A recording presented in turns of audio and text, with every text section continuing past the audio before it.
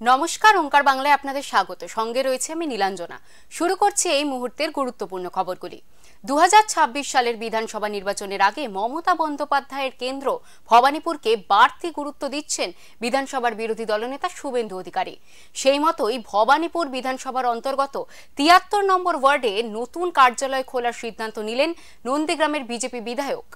আগামী 1 মে এই কার্যালয়ের উদ্বোধন করবেন তিনি।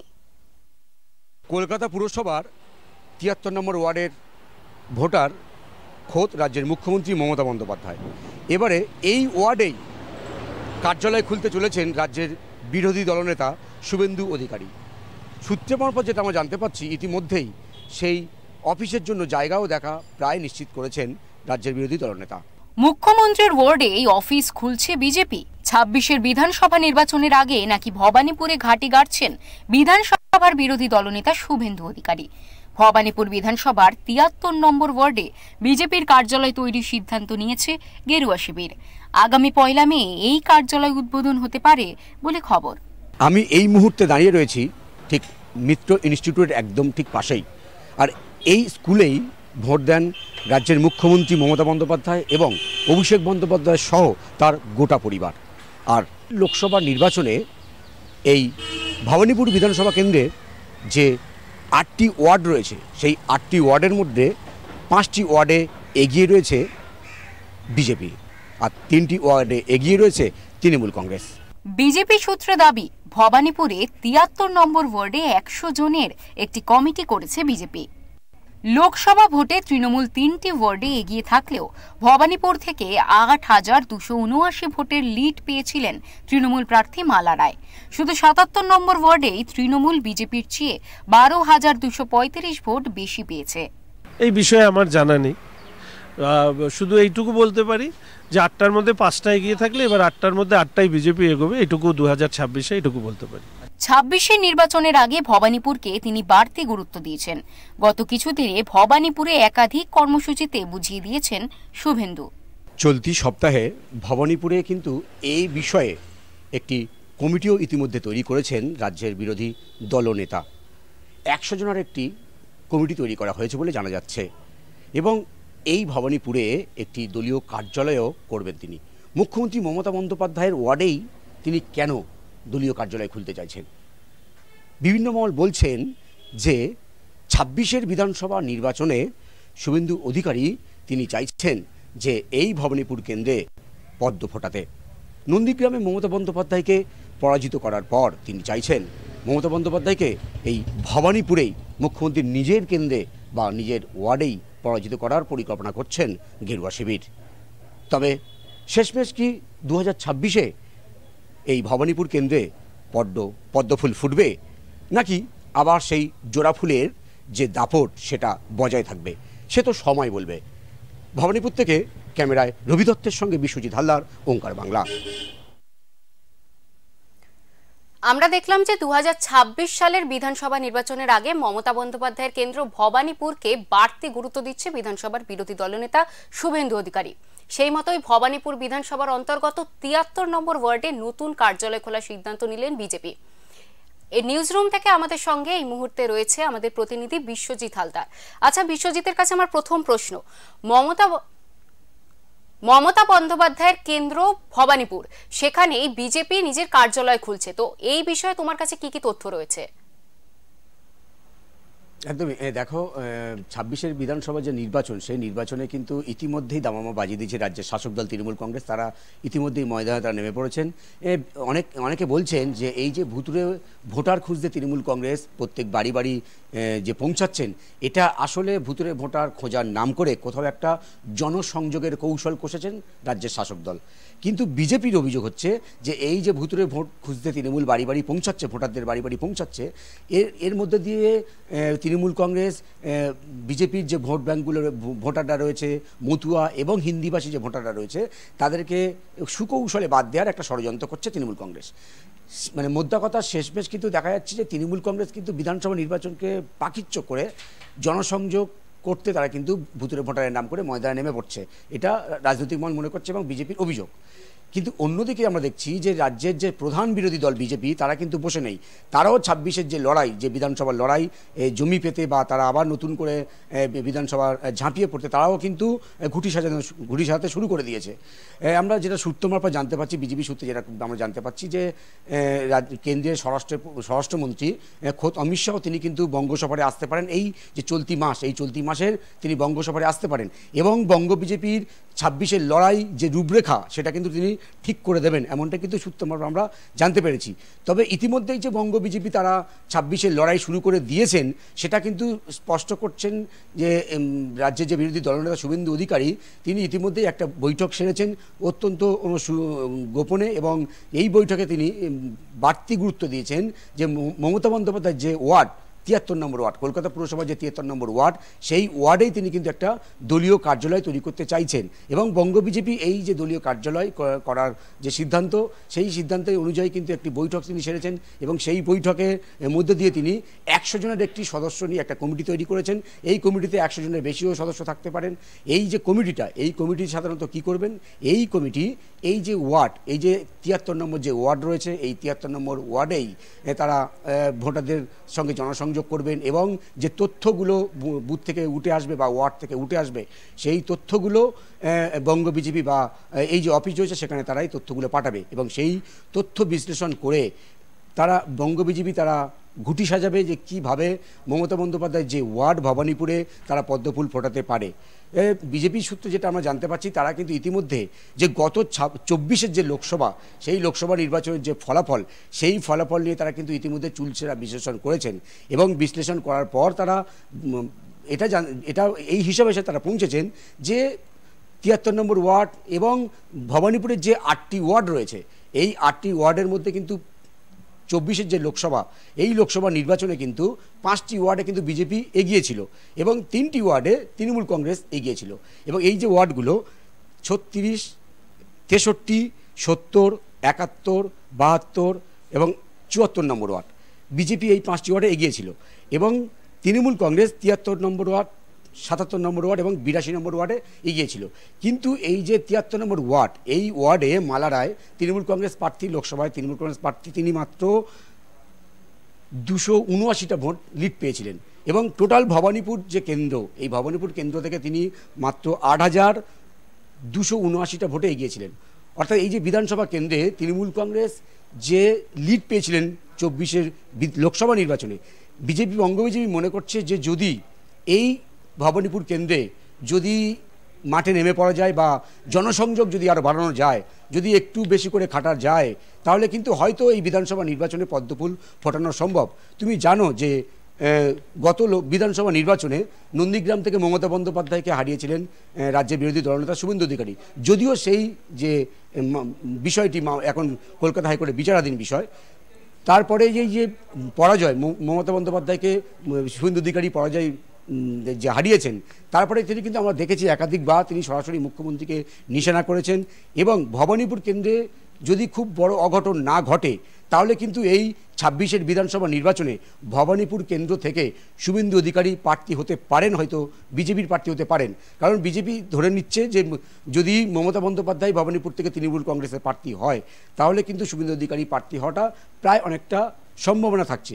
সেই অঙ্ক কষেই কিন্তু বঙ্গ বিজেপি এগিয়ে যাচ্ছে এবং সেই যে কৌশল বা যে অঙ্ক, সেই অঙ্কের অংশ হিসাবে বিরোধী দলনেতা শুভেন্দু অধিকারী তিনি এই চলতি সপ্তাহে একটা বৈঠক করেছেন ভবানীপুরের ওই এলাকায় এবং একটি কমিটি তৈরি করার চেষ্টা করছেন এবং সেই সঙ্গে একটা দলীয় কার্যালয় খোলার যে সিদ্ধান্ত শুভেন্দু অধিকারী নিয়েছেন বা বঙ্গ বিজেপি নিয়েছেন, এই সমস্ত বিষয়গুলো কিন্তু একসঙ্গে এই যে 2026 বিধানসভা নির্বাচনের এই যে বড় লড়াই তার অংশ হিসেবে মনে করছেন রাজনৈতিক মহল।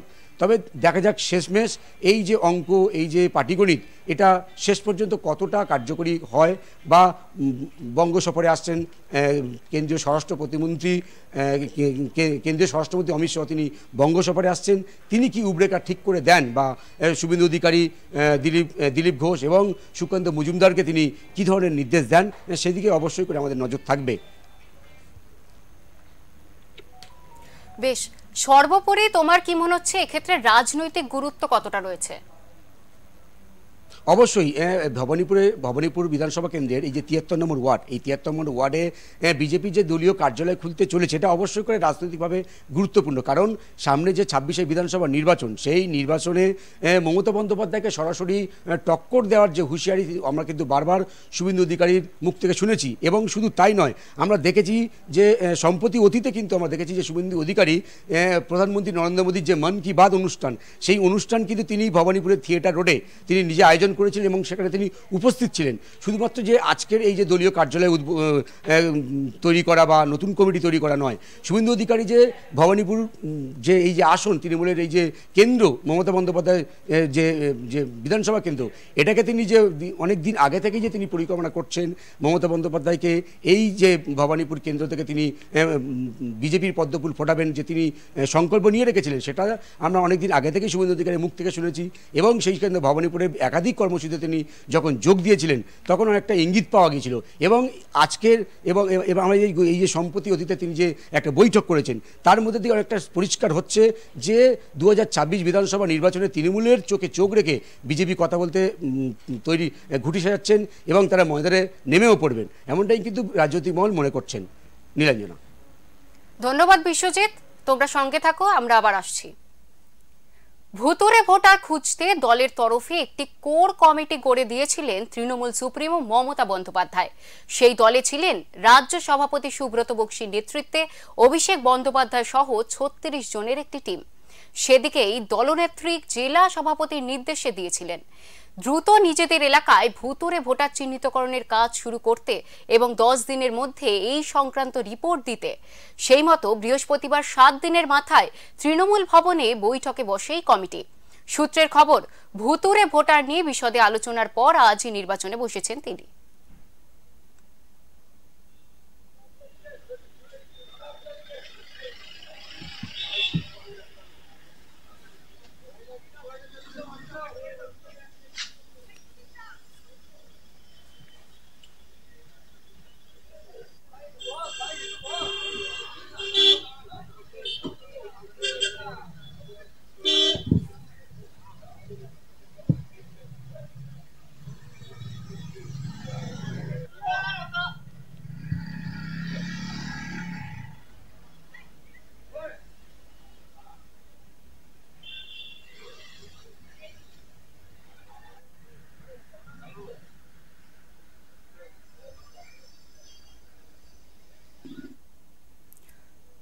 ভুতুড়ে ভোটার খুঁজতে দলের তরফে একটি কোর কমিটি গড়ে দিয়েছিলেন তৃণমূল সুপ্রিমো মমতা বন্দ্যোপাধ্যায়। সেই দলে ছিলেন রাজ্য সভাপতি সুব্রত বক্সির নেতৃত্বে অভিষেক বন্দ্যোপাধ্যায় সহ ৩৬ জনের একটি টিম। সেদিনই দলনেত্রী জেলা সভাপতিদের নির্দেশ দিয়েছিলেন দ্রুত নিজেদের এলাকায় ভুতুড়ে ভোটার চিহ্নিতকরণের কাজ শুরু করতে এবং ১০ দিনের মধ্যেই সংক্রান্ত রিপোর্ট দিতে। সেই মতো বৃহস্পতিবার ৭ দিনের মাথায় তৃণমূল ভবনে বৈঠকে বসে এই কমিটি।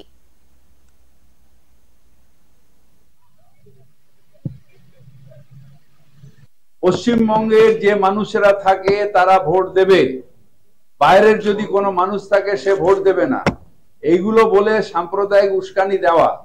স্পেসিফিক ভাবে আমরা যেরকম লিস্ট নিয়ে এসেছি যে এইগুলো হলো ডাবল এপিক নাম্বার, এগুলো হচ্ছে আনআইডেন্টিফাইড ভোট, এরকম ভাবে এসে উস্কানিমূলক, কে রোহিঙ্গা কে মুসলমান, এগুলো হচ্ছে উস্কানি। এখানে যদি স্পেসিফিক থাকে যে হোক, যদি পশ্চিমবঙ্গের বাসিন্দা নয় তার ভোট দেওয়ার অধিকার নেই, সেগুলো ওরা করতে পারবে না। ওরা এসে এগুলোকে ভণ্ডুল করার চেষ্টা করছে।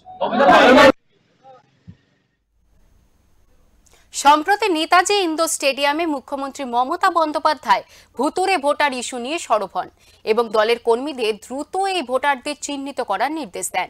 সেই মোতাবেক বর্ধমান দক্ষিণেশ্বর বিধায়ক খোকন দাস বৃহস্পতিবার সকাল সকাল ২৩ নম্বর ওয়ার্ডের মাটির বাগ এলাকায় বাড়ি বাড়ি ঘুরে ভোটার তালিকা দেখেন।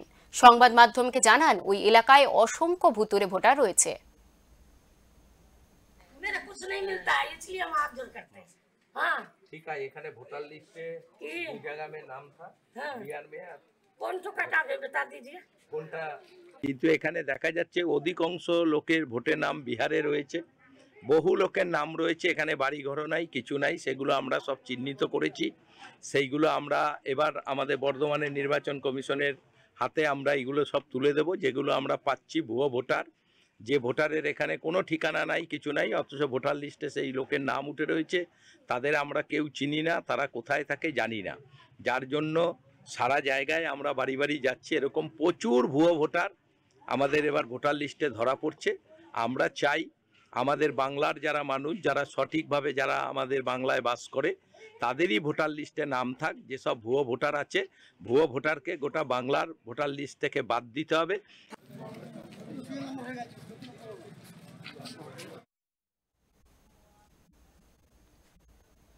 ভুতুরে ভোটারের হদিশ পাওয়া গেল জলপাইগুড়িতে। একই ব্যক্তির নাম উঠেছে আসাম ও পশ্চিমবঙ্গের ভোটার তালিকায়। বৃহস্পতিবার জলপাইগুড়ির রায়গঞ্জ ব্লকে ভোটার তালিকা যাচাই করতে গিয়ে বেরিয়ে এলো এমনই চাঞ্চল্যকর তথ্য। একই ব্যক্তির নাম দুই রাজ্যের ভোটার তালিকায়। ভোটার তালিকা যাচাই করতে গিয়ে ফের বেরিয়ে এলো চাঞ্চল্যকর তথ্য। বৃহস্পতিবার জলপাইগুড়ি জেলার রাজগঞ্জ ব্লকের বিভিন্ন এলাকায় ভোটার তালিকা পর্যবেক্ষণ করে দেখেন তৃণমূল কংগ্রেস নেতা ও কর্মীরা। তখনই বেরিয়ে আসে চাঞ্চল্যকর তথ্য। তৃণমূলের পক্ষ থেকে দাবি করা হয় এই বিধানসভা কেন্দ্রের জনৈক ব্যক্তির নাম আসাম ও জলপাইগুড়ি জেলার রাজগঞ্জ বিধানসভা কেন্দ্রের নির্বাচনী তালিকায় রয়েছে। শুধু তাই নয়, এই বিধানসভার বিভিন্ন এলাকায় শত শত ভুতুরে ভোটার রয়েছে বলে দাবি করা হয়। মধ্যে একমাত্র বলেছিলেন যে নির্বাচন কমিশন এই ত্রুটিযুক্ত ভোট করার চেষ্টা করছে বাংলায়, দিল্লিতে করেছে, হরিয়ানায় করেছে, এখন বাংলায় করার চেষ্টা করছে। আজকে দেখুন ৩-৪ দিন হলো ফিল্ডে নেমে শতাধিক ভোটার আমরা এক একটা অঞ্চলে শতাধিক করে ভোটার আমরা আইডেন্টিফাই করে ফেলেছি, যারা হচ্ছে এরকমভাবে বিভিন্নভাবে 2-3 জায়গায় নাম আছে, বাসিন্দারা নাম আছে, 20 বছর 25 বছর থাকে না তার নাম আছে। এই যেই নামটা আমরা তুলে ধরলাম মুকেশ কান্দা নাকি, তাকে এই এলাকার কেউ চেনে না, তার এখানে কোনো অস্তিত্ব নেই। এমন মানুষ আছে যারা আজকের থেকে 20-25 বছর আগে ভাড়া নিয়ে এখানে থাকতো, এখন আসামে চলে গেছে, সেখানকার ভোটার হয়ে গেছে। তাদের নামটা পর্যন্ত নির্বাচন কমিশন এখানে বারবার অবজেকশন করার পরেও সেই নামগুলো কাটেনি। জলপাইগুড়ি থেকে উজ্জ্বল হরের রিপোর্ট, ওঙ্কার বাংলা। বুধবার মালদার চামাগ্রাম হাই স্কুলে উচ্চ মাধ্যমিক পরীক্ষা চলার সময় ছাত্র শিক্ষক সংঘর্ষের ঘটনা ঘটে। এরপরেই নড়ে চড়ে বসে প্রশাসন। বৃহস্পতিবার উত্তর দিনাজপুর জেলার বেশ কিছু উচ্চ মাধ্যমিক পরীক্ষা কেন্দ্র পরিদর্শন করলেন উচ্চ মাধ্যমিক বোর্ডের চেয়ারম্যান চিরঞ্জীব ভট্টাচার্য। বুধবার মালদার চামাগ্রাম হাই স্কুলে ঘটে যাওয়া কাণ্ডের পর সতর্ক প্রশাসন। বৃহস্পতিবার উত্তর দিনাজপুর জেলার বেশ কিছু উচ্চ মাধ্যমিক পরীক্ষা কেন্দ্র পরিদর্শন করলেন বোর্ডের চেয়ারম্যান চিরঞ্জীব ভট্টাচার্য। চিরঞ্জীব বাবু জানান, অনৈতিকভাবে পরীক্ষা দেওয়ার জন্য এখনো পর্যন্ত 3 জন ছাত্রকে সাসপেন্ড করা হয়েছে এবং মালদা কাণ্ডে 7 জনকে আইডেন্টিফাই করা হয়েছে। আরও 5 থেকে 6 জন রয়েছে, তাদেরকেও চিহ্নিত করে কলকাতায় ডাকা হবে। এটা ঘটনা কালকে আমি প্রেসে বাইটও দিয়েছি। কালকে আমি 9টা ভেন্যু ভিজিট করেছি হচ্ছে ডুরিং এক্সামিনেশন। তারপরে আমি খবরটা আমি ভিজিট করাকালীনই পেয়েছি, কিন্তু ওটা আমার অ্যাকচুয়ালি সফরসূচিতে ছিল না। যে কটা ভেন্যু ভিজিট করবো তার মধ্যে কিন্তু চামাগ্রাম হাই স্কুল ছিল না, যেখানে এই ঘটনাটা ঘটেছে। কিন্তু ওটা লাঞ্চের পর আমি 2:30-3টে নাগাদ ওই স্কুলে গিয়েছিলাম। ওই স্কুলে ভেন্যু সুপারভাইজারের সাথে আমি ওভার টেলিফোনে আগে আমি কথা বলেছিলাম যে আপনার স্কুলে আমি যাব, এবং সেখানে আমি গিয়েছিলাম 2:30-3টে নাগাদ। দেখছি ওখানে ভেন্যু সুপারভাইজার যারা আক্রান্ত স্কুল ভিকটিম, তাদের সাথে আমি সেই স্কুলে হেড অফ দ্য ইনস্টিটিউশনের সাথে কথা বলেছি। সংশ্লিষ্ট যারা শিক্ষক শিক্ষিকা ছিলেন সবার সাথেই কথা বলেছি। একজন শিক্ষিকা তিনি বেশ ইনজিওর্ড হয়েছিলেন, তার হাতে বেশ ভালো মতো চোট লেগেছে, তার সাথেও কথা বলেছি, সবার সাথেই কথা বলেছি। উল্লেখ্য, বুধবার মালদার বৈষ্ণবনগর থানার চামাগ্রাম হাই স্কুলে পরীক্ষা শুরুর সময় গেটের সামনে মেটাল ডিটেক্টর দিয়ে পরীক্ষার্থীদের তল্লাশি চালানোর সময় কয়েকজন ছাত্র প্রতিবাদ জানিয়ে চড়াও হয় শিক্ষকদের উপর। তারপরেই ঘটে যায় ধুন্ধুমার কাণ্ড। আহত হন বেশ কয়েকজন শিক্ষক।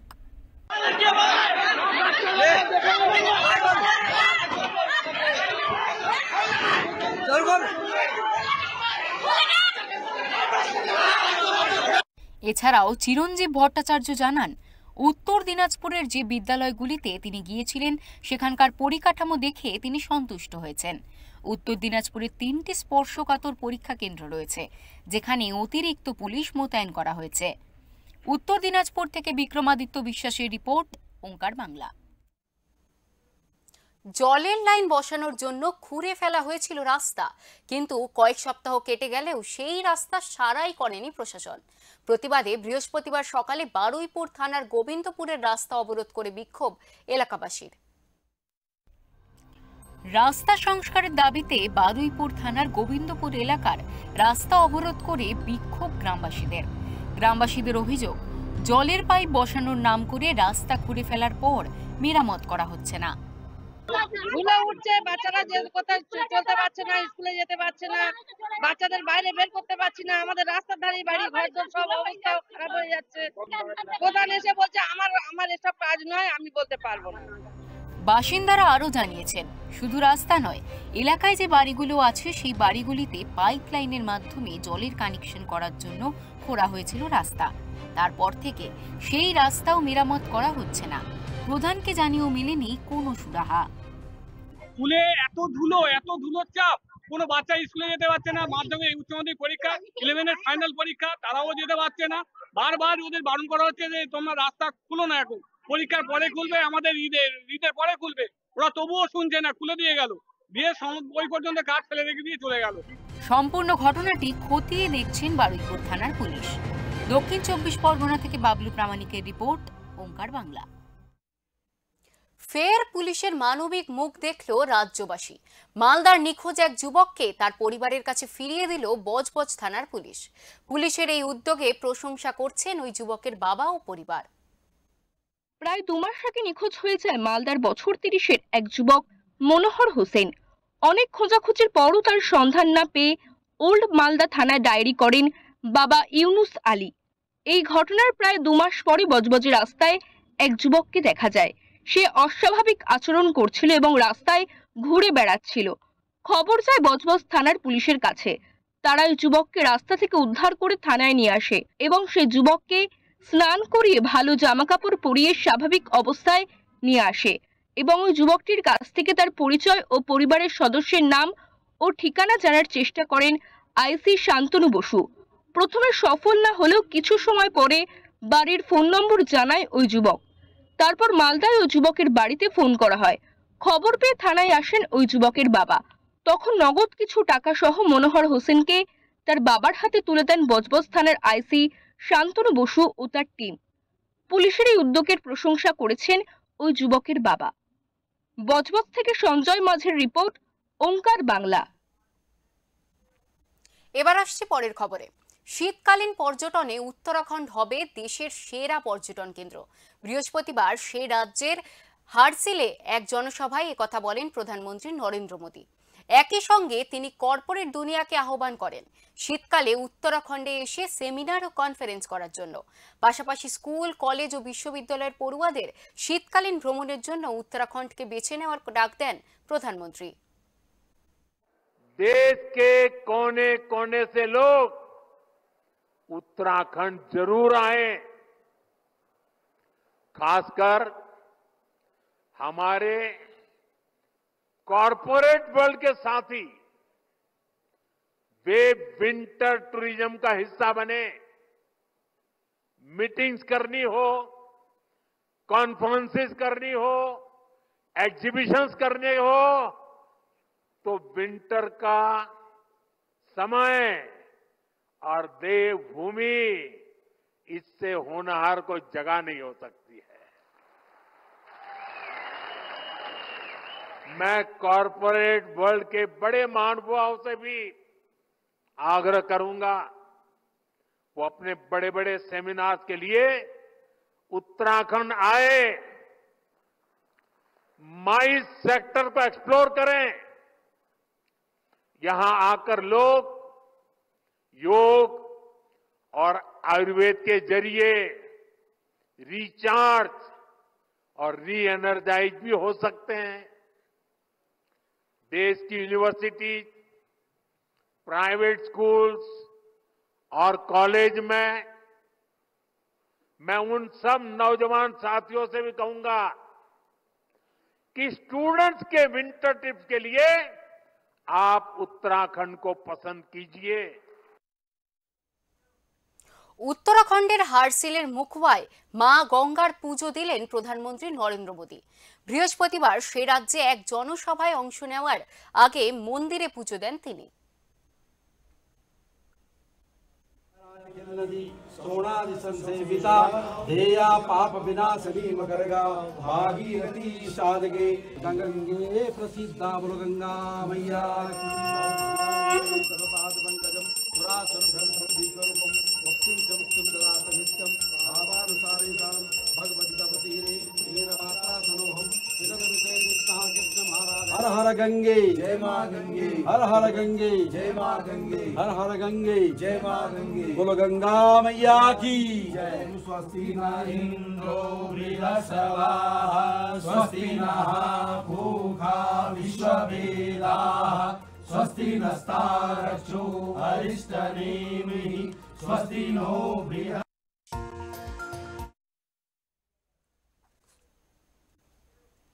কাশ্মীর ইস্যুতে কার্যত ঘুর পথে ফের ভারতের অবস্থানকে স্পষ্ট করে দিলেন বিদেশমন্ত্রী এস জয়শঙ্কর। ব্রিটেন সফরে থাকাকালীন বুধবার সাংবাদিকদের তিনি বলেন, পাক অধিকৃত কাশ্মীর ভারতে ফিরলেই কাশ্মীর সমস্যার সমাধান হয়ে যাবে। পাক অধিকৃত কাশ্মীর নিয়ে ভারতের অবস্থান প্রসঙ্গে বিদেশমন্ত্রী এস জয়শঙ্করকে প্রশ্ন করেন পাকিস্তানের এক সাংবাদিক। প্রত্যুত্তরে বিদেশমন্ত্রী কোনো রকম রাগ ঢাক না করে জানিয়ে দেন, যেদিন আমরা পাকিস্তান অধিকৃত অংশ ফিরে পাব সেদিন কাশ্মীর ইস্যুর সমাধান হবে। এস জয়শঙ্কর আরও বলেন, কাশ্মীরে আমরা বেশিরভাগ সমস্যার সমাধানে ভালো কাজ করেছি। আমার মনে হয় ৩৭০ ধারা বাতিল করা প্রথম পদক্ষেপ ছিল।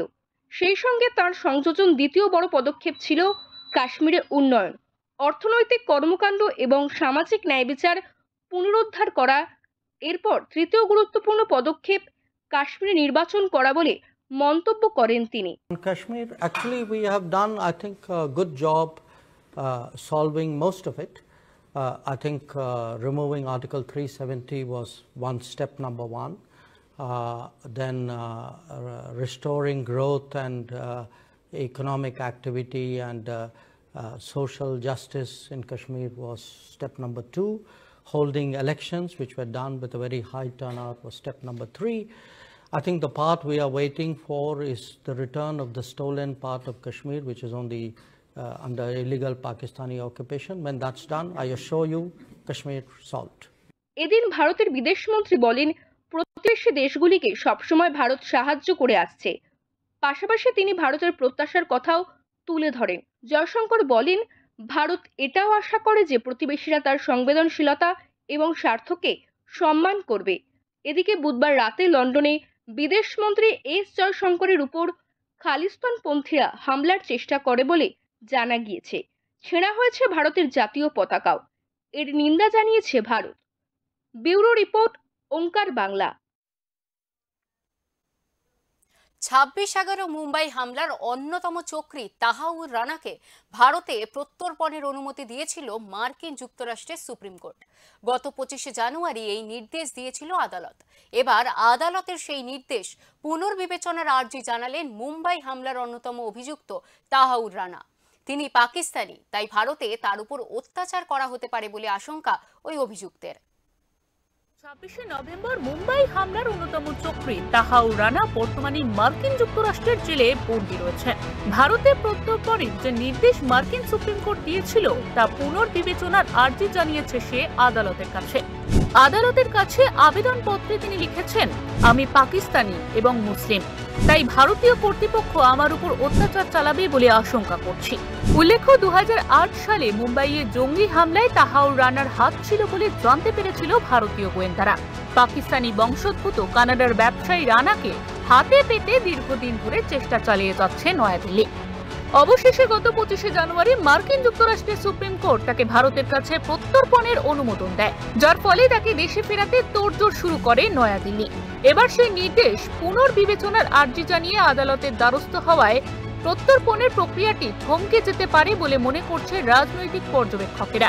ব্যুরো রিপোর্ট, ওঙ্কার বাংলা।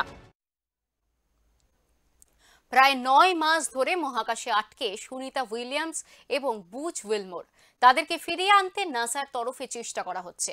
এবার এই বিষয়ে প্রাক্তন মার্কিন প্রেসিডেন্ট জো বাইডেনকে নিশানা করলেন ইলন মাস্ক।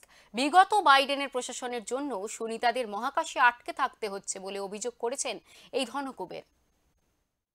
স্পেস এক্সের প্রধান ইলন মাস্ক দাবি করেছেন নাসার মহাকাশচারী সুনিতা উইলিয়ামস এবং বুচ উইলিয়ামসকে ফিরিয়ে আনার জন্য আরেকটি ড্রাগন ক্যাপসুল উৎক্ষেপণের পরিকল্পনা ছিল, কিন্তু জো বাইডেন প্রশাসন তাতে অনুমতি দেয়নি। এক্স হ্যান্ডেলে ইলন মাস্ক লিখেছেন, মহাকাশচারীদের মাত্র 8 দিনের জন্য সেখানে থাকার কথা ছিল এবং এখন তারা 8 মাস ধরে সেখানে রয়েছেন। স্পেস এক্স 6 মাস আগে আরেকটি ড্রাগন পাঠিয়ে তাদের দেশে ফিরিয়ে আনতে পারত, কিন্তু বাইডেনের হোয়াইট হাউস অনুমতি দিতে অস্বীকার করেছে। তিনি আরও লিখেছেন, যত তাড়াতাড়ি সম্ভব 2 মহাকাশচারীকে পৃথিবীতে ফিরিয়ে আনতে। মার্কিন প্রেসিডেন্ট ডোনাল্ড ট্রাম্প তাতে নির্দেশ দিয়েছেন এবং তিনি তার জন্য কাজ করে চলেছেন। কবে পৃথিবীতে ফিরবেন সুনিতারা? সম্প্রতি সুনিতাদের নিয়ে ফেরার মহাকাশযান উৎক্ষেপণের তারিখ জানিয়েছিল নাসা। 12 মার্চ ক্রিউ 10 সুনিতাদের আনতে মহাকাশে পাড়ি দেবে। তাতে করে মহাকাশে যাবেন আরো 4 জন নভোশ্চর। তারা সেখানে পৌঁছালে দায়িত্ব বুঝিয়ে দিয়ে ফিরে আসবেন সুনিতা উইলিয়ামস আর বুচ উইলিয়ামস। যে 4 জন সুনিতাদের জায়গায় দায়িত্ব নিতে যাবেন তারা হলেন নাসার অ্যান মাকলেন এবং নিকোলায়াস, জাপানের তাকুয়া ওনিসি এবং রাশিয়ার কিরিল পেসকভ। ব্যুরো রিপোর্ট, ওঙ্কার বাংলা। এবার আসছে আবহাওয়ার খবরে। আগামী সপ্তাহের সোমবার থেকেই চড়বে তাপমাত্রা, বাড়বে গরম, এমনটাই পূর্বাভাস দিয়েছে আলিপুর আবহাওয়া দফতর। আলিপুরের আবহাওয়া বিশেষজ্ঞরা জানাচ্ছেন, আগামী 48 ঘন্টা অর্থাৎ 2 দিনে তাপমাত্রা 2 থেকে 3 ডিগ্রি সেলসিয়াস কমতে পারে, যার ফলে কলকাতায় সর্বনিম্ন তাপমাত্রা থাকবে 20 ডিগ্রি সেলসিয়াস এবং সর্বোচ্চ তাপমাত্রা থাকবে 31 ডিগ্রি সেলসিয়াস। চলতি সপ্তাহের শেষে তাপমাত্রা আরও বাড়বে। উত্তরবঙ্গের ক্ষেত্রে শুক্র এবং শনিবার বজ্র বিদ্যুৎ সহ হালকা বৃষ্টির সতর্কতা জারি করছে আবহাওয়া অফিস। তবে বিক্ষিপ্তভাবে কয়েক জায়গায় বৃষ্টির সম্ভাবনা থাকলেও বাকি জেলাগুলোতে শুষ্ক থাকবে আবহাওয়া।